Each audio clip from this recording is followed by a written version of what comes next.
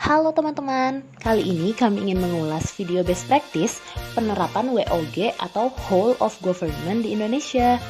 Topiknya tentang isu yang lagi hot saat ini, yaitu tilang elektronik ITLE atau Electronic Traffic Law Enforcement.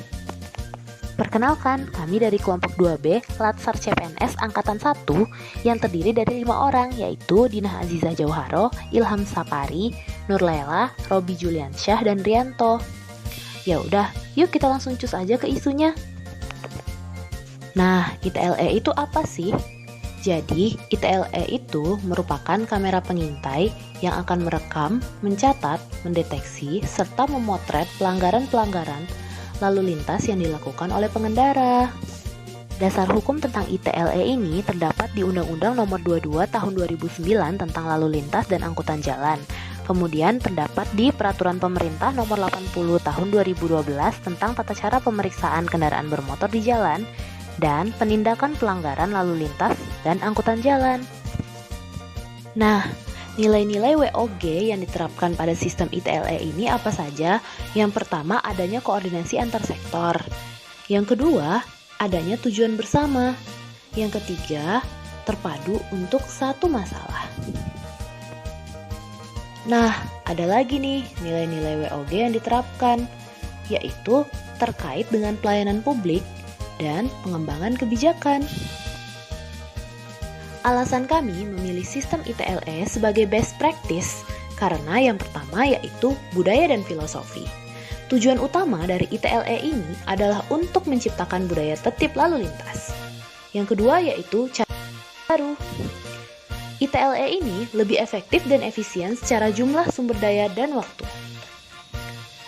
Yang ketiga yaitu akuntabilitas dan insentif. Adanya integrasi kebijakan dan lembaga yang saling bekerja sama di dalam sistem ITLE ini akan membuat sistem ini menjadi lebih akuntabel.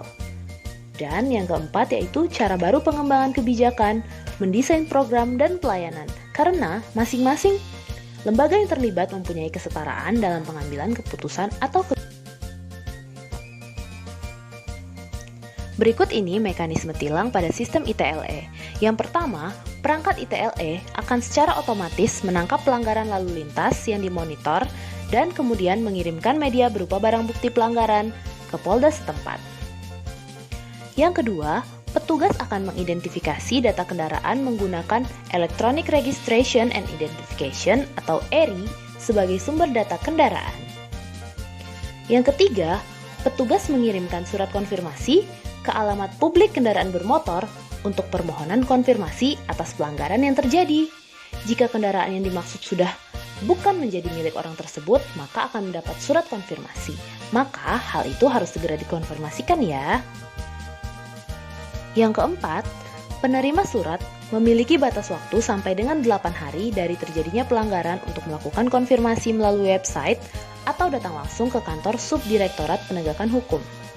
Dan yang terakhir, setelah pelanggaran terkonfirmasi, petugas menerbitkan tilang dengan metode pembayaran via BRI Virtual Account untuk setiap pelanggaran yang telah terverifikasi. Untuk penegakan hukum, akan masuk ke dalam kas negara. Nah, itu tadi pemaparan dari kami mengenai sistem ITLE. Terima kasih sudah mendengarkan. Kami tunggu feedback dari kamu ya.